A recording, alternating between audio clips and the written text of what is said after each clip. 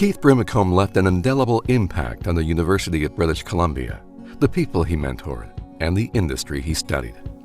He was, I would say, a visionary, a pioneer, an incredible ability to understand how to connect very disparate pieces of information to provide insight that nobody had actually thought about. Keith was a little bit unique as a visionary, as he actually looked at the ground we were standing on.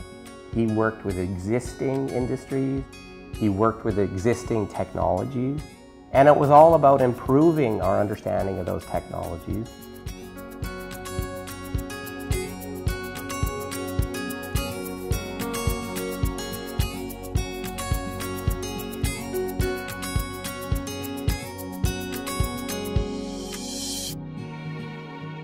Where some researchers will be happy making a major contribution in one area, Keith Brimacombe was dedicated to researching many ferrous and non-ferrous processes.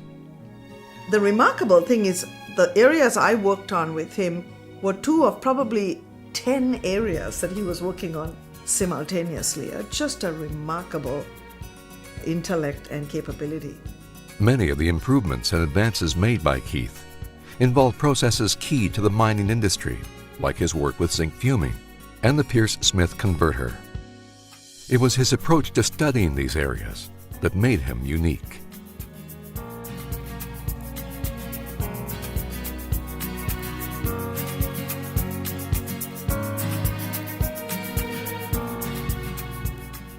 No one in the world had ever done that until he came along and really demonstrated how you could do it most effectively.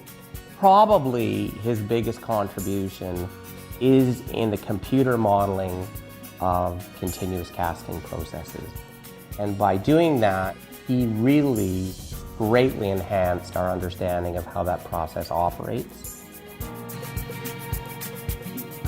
Keith developed working relationships with and obtained support from many of the industry's major companies. What was unique about Keith is that he was willing to go into industry, make measurements, and try and understand how this process operated in fundamental ways. He was an advocate of building pilot scale models for research at the university and of bringing various disciplines together to solve problems. The Brimacombe building at the University of British Columbia is a working example of that vision. Keith's legacy at the University of British Columbia and perhaps around the world were the people he mentored. There's no question.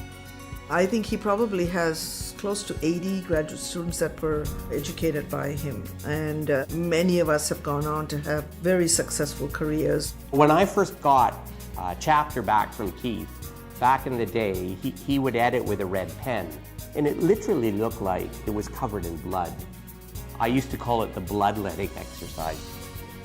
He felt that it was really important to spend a lot of time with you in writing that document and getting that document as good as it could be to best pull out the ideas that came out of that work that you put into it. One thing about Keith that you knew when you talked to him was he was deeply interested in you as a person and cared deeply about your intellect, your intellectual growth, as well as your personal life. I have to say that without his mentorship in what was largely a male-dominated field, there is no question I would never be the person that I became. Keith was remarkable because he had this incredible amount of energy. He worked unbelievable hours. I mean, his family will tell you that he probably woke up at 4 or 5 in the morning and he'd be working till 10 or 11 at night, and he kept really long hours. Often called an ambassador for the mining industry, Keith accomplished a lot in a short time. He held over 100 positions in more than 30 industry, educational, and government associations and committees. He also taught over 50 courses in companies around the world. You could travel the world, literally, and you'd bump into people that knew Keith either in person or by virtue of the impact he'd had on a particular field. So it was quite incredible. He also authored 10 books, published almost 300 papers, and obtained 15 patents. Keith received over 28 major national and international awards.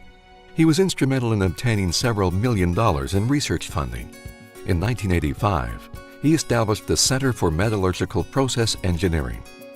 In 1997, Keith took a leave of absence from UBC to become the founding CEO and president of the Canadian Foundation for Innovation, a government initiative to foster world-class research in Canada.